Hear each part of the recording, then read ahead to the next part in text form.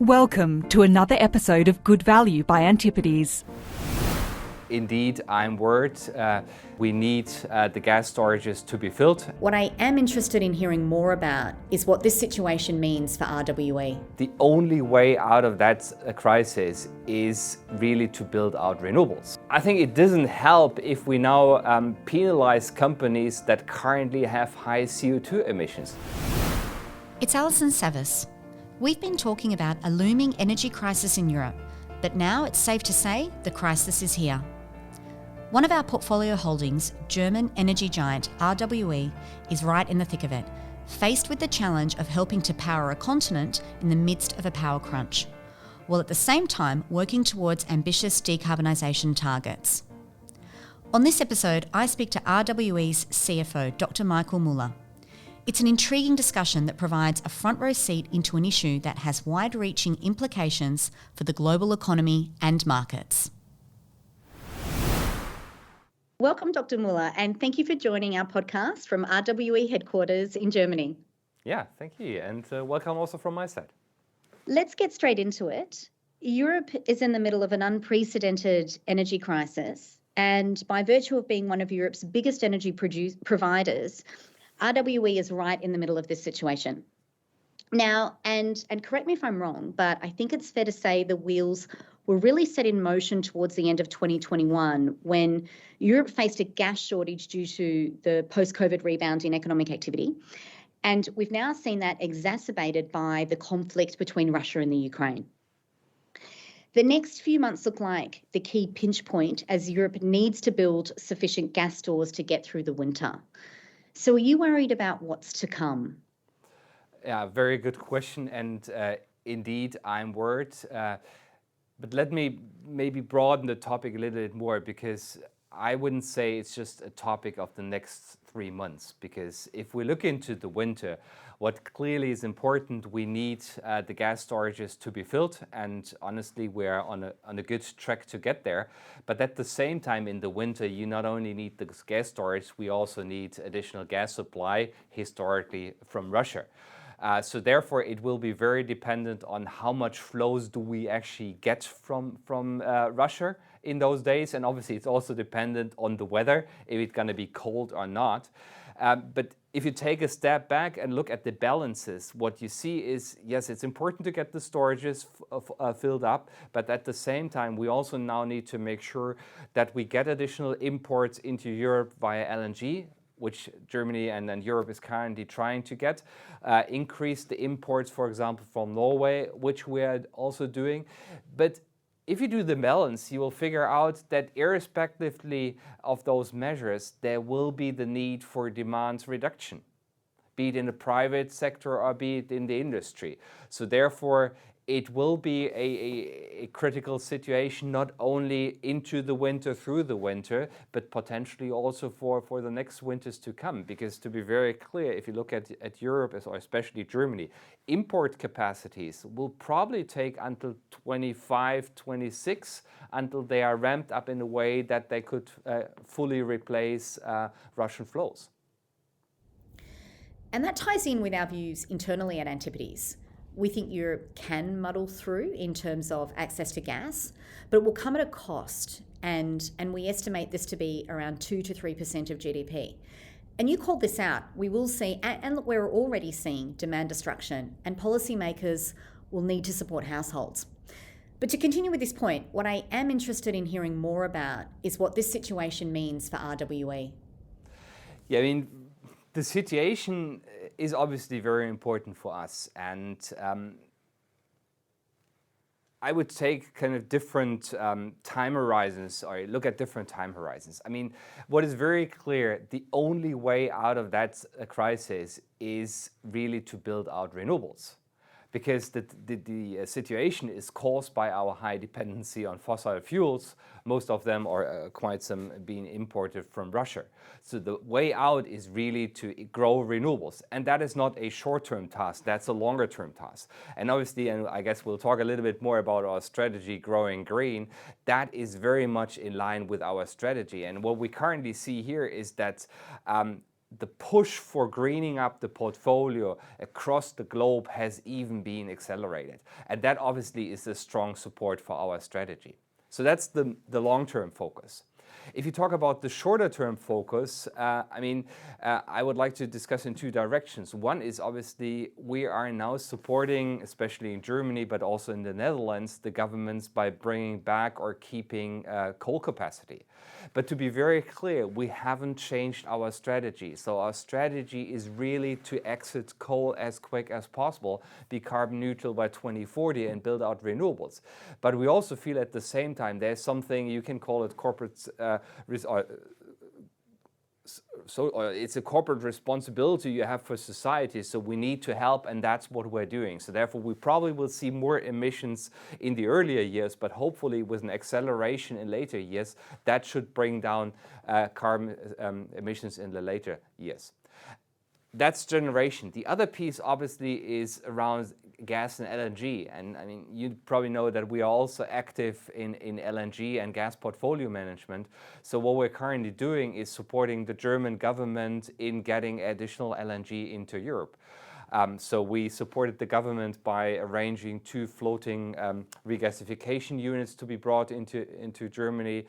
We're close to taking an FID decision on a land-based LNG terminal, and we also have significantly increased the volumes of LNG being imported into Germany.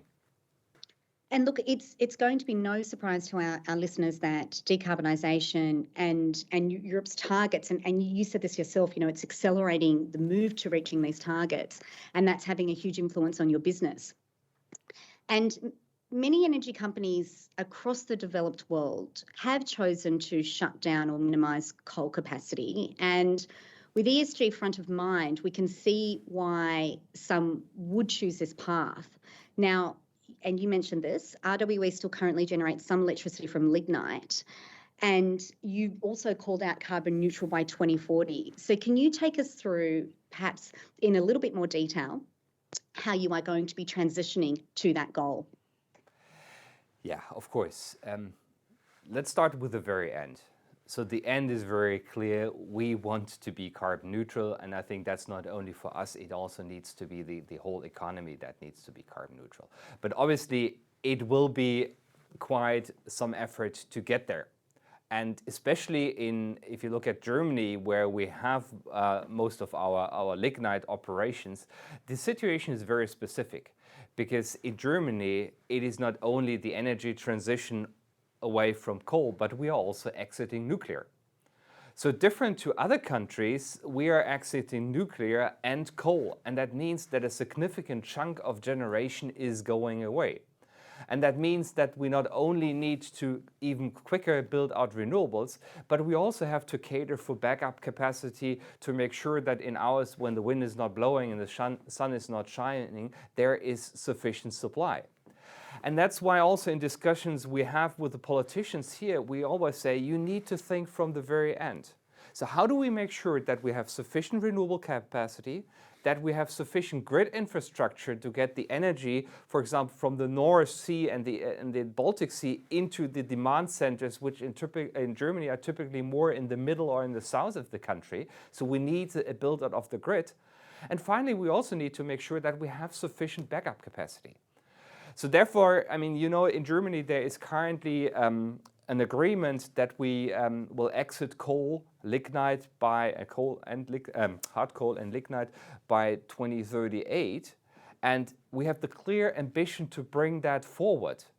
But we can only bring it forward if at the same time we manage to accelerate those elements, building out renewables, enforcing grid infrastructure and ensuring backup capacity. And that's why we are in close ties with the government to make that sure. And if that happens, we are very confident that we actually can accelerate also the coal exit in Germany.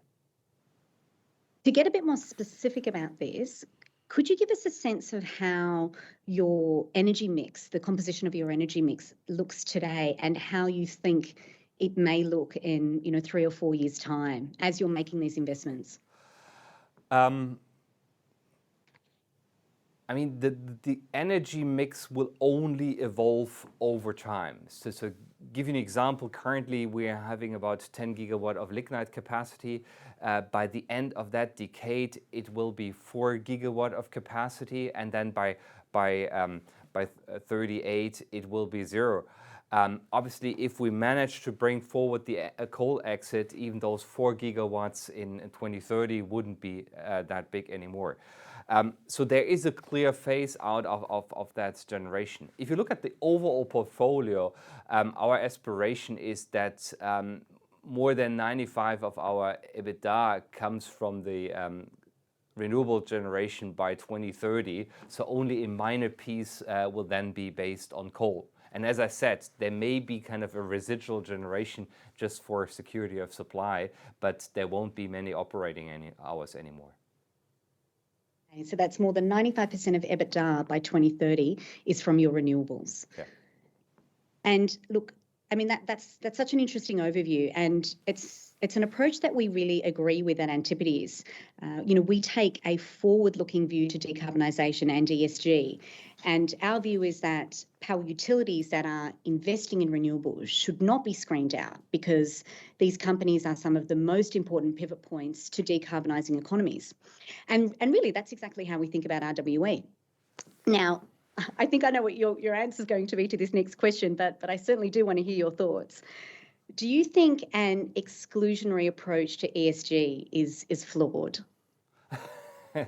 As you anticipated, I have a very clear view on this one. Because, I mean, all I've been talking about comes along with large investments. So what we need for that energy transition is really companies that are willing to go on that path, are willing to take capital into their hands and do those investments. So it's about commitment, but it's then also about execution. So I think it doesn't help if we now penalize companies that currently have high CO2 emissions, because those are the companies we need to invest and we need to transform. And that's also more and more we are, exactly like you said, talking to investors, and they very much appreciate that. They appreciate the commitment, they appreciate the ambition we have, but they also appreciate the delivery, so that we really execute on our targets and consistently build out renewables and reduce our CO2 emissions by that. Now let's turn our attention back to today. We know that energy prices are much higher than where they have been historically. And this will have improved the profitability of all your assets.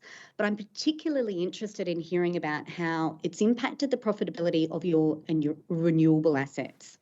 Are you able to give us some insights here?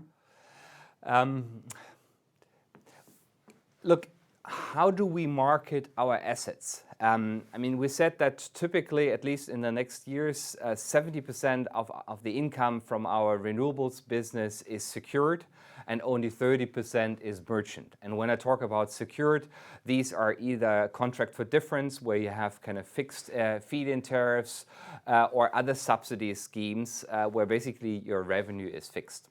The remainder is a merchant position, and what we typically do is we hedge our position a few years ahead.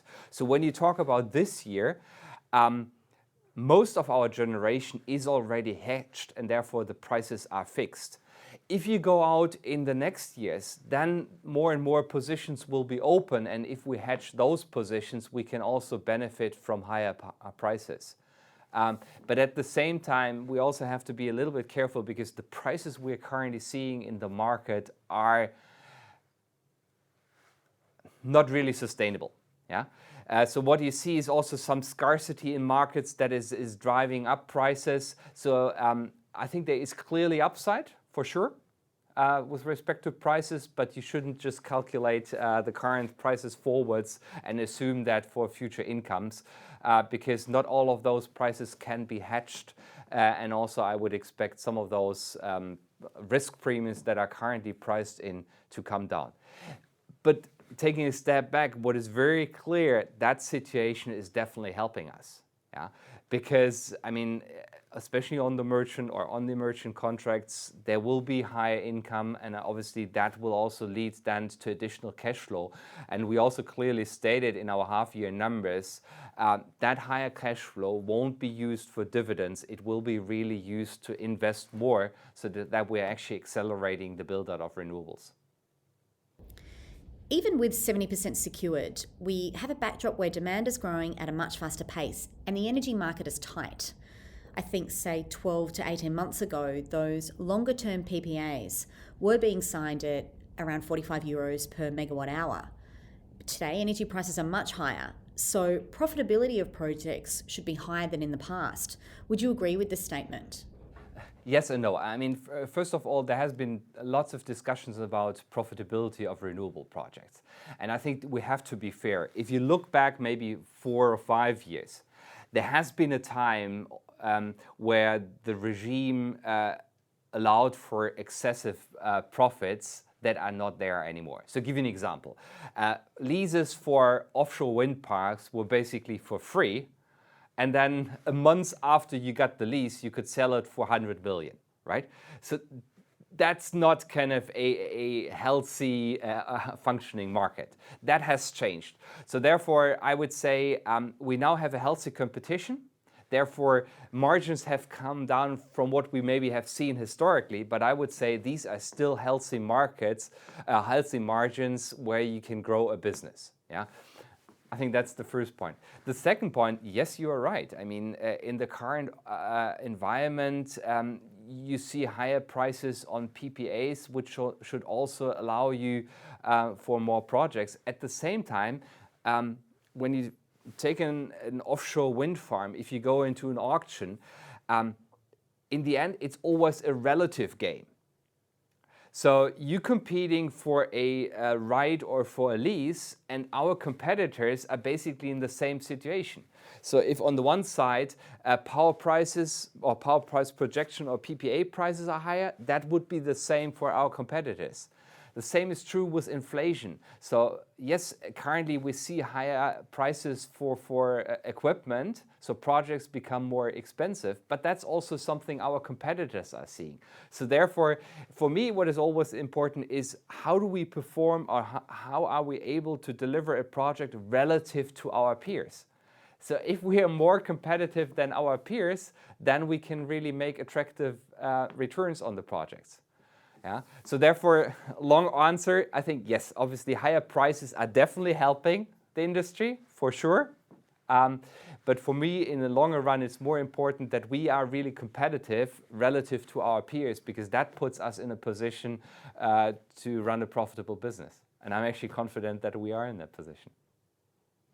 And I guess the key point really is that the higher cash flows that you are seeing today, they are being used to accelerate that investment in renewables. So it's just happening at a much faster pace than would otherwise have happened. Now, on our analysis, Europe needs to quadruple the pace of addition of renewable energy by the middle of this decade to meet its decarbonisation goals. So what does Europe need to do to achieve this? And also, could you go into discussing what the bottlenecks you see towards achieving these goals? Because they're very aggressive. Indeed, they are. I mean, put it very simple, it's the not in my backyard issue. Yeah. So what we are facing is capital is there. As I said, also returns are attractive. So if I look at Germany, currently any project that we bring forward for final investment decision, we almost take a positive goal, which means the projects are attractive. What we are lacking is really sufficient projects. So therefore, what is the bottleneck? The bottleneck starts with, do we have sufficient sites? Therefore, it's very important that the German government now, by law, enforced that 2% of the land in Germany needs to be assigned to renewables. Obviously, that's a target for 2032, so long-term target, but it's the right direction. So that's sites. The same is true for offshore. So now the German government started to assign additional spaces in the North Sea to be dedicated to offshore wind. Very important step. The next one is permitting. So how do we get permitting done quickly and also done? The last one is then, once you have a permit, it can be brought in front of court. So how long does it get to have a permit really in a safe position? So these are the elements. And maybe talk about permitting. As I said, it's this not in my backyard. Everybody is complaining about this issue this year. And ultimately, we need to do some compromises between kind of private interests, climate protection, but also natural protection. So a very important topic is also standardization around natural protection checks. I mean, for sure, natural protection is important and we need to care about this one. But what currently happens, there is an assessment on an individual basis on a municipal level. So just imagine those poor guys in the local authorities. They're just overwhelmed with what they need to do. So therefore, what we are currently pushing for is standardization of those approvals, bundling resources, and also adding resources to accelerate the approval procedures. And the topics I just raised are not just German topics. I mean, go to France, go to Poland, and even the US. I mean, probably apart from Texas, where it's not so much an issue, if you go more into the populated areas like JKM, you are facing similar issues. So therefore, it's space, it's permitting, and it's also then how you can then claim against permits. These are the important aspects. And what about supply chains? You know, how quickly and easily can supply chains adapt to deliver this higher volume? Indeed, supply chain is an issue. I would split a little bit by technology. I mean, if you talk about solar, what I'm more concerned is really geopolitical tension we currently see between the US and China. And hopefully that gets resolved to some aspects. Therefore, we need to see where that is evolving. There are some short-term pressures, but on photovoltaic modules, I'm less concerned. So I would assume that the supply chain, once those geopolitical issues are somehow eased, would pick up and resolve that. On wind, onshore and offshore, I mean, the big issue here is if you look into the supplier industry, they are all facing severe issues. And that's what concerns me. This is also partially homemade issues around managing complex projects. And that is something that needs to be resolved. So I mean, obviously, if we are procuring projects, we want to get cheap projects. But I also want to have a healthy industry, because bear in mind, especially in offshore, the major driver is really innovation. Yeah. So when I do an economic calculation, it is not just the capex; it's also what technology am I getting? So what's the yield? What's the size? So it's a complex economic valuation, and then typically it's more important that you kind of get more efficient, bigger turbines than just the last euro on the capex. Yeah. So therefore, my concern is how do we make sure that this onshore and offshore wind industry is healthy, that they also invest into new technologies or improve their technology, and at the same time are able to scale up and to manage their supply chain in a profitable way, but also in a healthy way.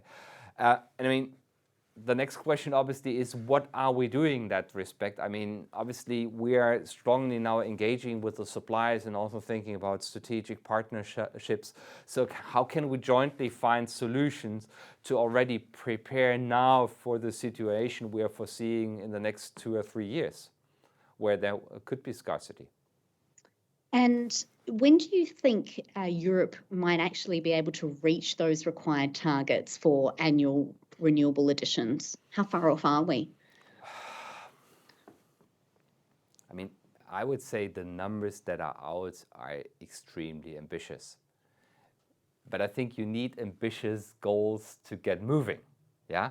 So would I bet a bottle of champagne on those targets? No, for sure not. Yeah. But I'm happy. Am I happy with the targets? Yes, I am, because they're pointing in the right direction, and I think we just need to adjust on the way. But important is to get it moving now, and that's what we're currently seeing. Absolutely. And Michael, are there any other challenges that you see within your business in terms of achieving your own goals, your own business goals? Well, as I said, supply chain is a relevant one. People is a topic. Yeah. Though I think, well, what we are seeing is that we are actually in a good position because RWE is viewed as a important player in that arena, and especially people in the renewables industry. They also look for purpose, and they want to create or generate an impact. So they like companies like us that are committed to move the green transition and that also have sufficient capital. So that's helping us in recruiting people. But honestly, markets are still tight. And you want to make sure with us, these big investment programs, that you also get the right people and not just people. So that's probably the second topic that we need to watch out for. Look, thank you for your time today, Michael, and sharing your insights with us. You certainly do have a front row seat to what's unfolding in Europe, and RWE is we certainly think at Antipodes is leading the way there. The development of Europe's green economy, and as I said, RWE's role here is something we're very interested in and something we're tracking very closely. So thank you so much for your time today. You're welcome. That was Dr. Michael Muller, RWE's Chief Financial Officer.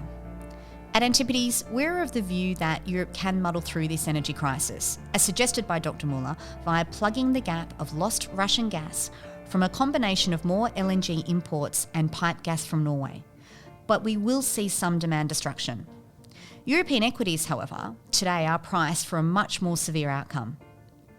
In Dr. Muller's words, the situation does still remain critical over the next few years, while LNG import capacity is ramped up to completely replace Russian flows. Europe's desire to decouple from Russia will accelerate the investment in renewables, which is a positive outcome, but we need corresponding investment in the grid and solutions around backup capacity for when the sun doesn't shine and the wind doesn't blow. By bringing back some of its lignite capacity, RWE has been able to help keep the lights on in Germany, so to speak, and plug some of the Russian gap. And RWE is using higher energy prices to accelerate its investment in renewables. And as a result, it expects to generate almost all of its EBITDA from renewables by the end of this decade. So what's the bottom line for investors? The market has flocked to concept stocks, pure play renewable and green technology businesses, and some with very limited proof of execution, while ignoring companies like RWE that are well placed for the upcoming energy transition and are transitioning in a profitable way. I hope you enjoyed this episode. Please subscribe to this podcast, and you can also keep up to date with our investment insights on Twitter, LinkedIn, or at antipodes.com. Please remember this content is general information only. It is not advice of any kind and doesn't take into account your personal financial situation, objectives, or needs. You should seek professional advice before making any financial decisions.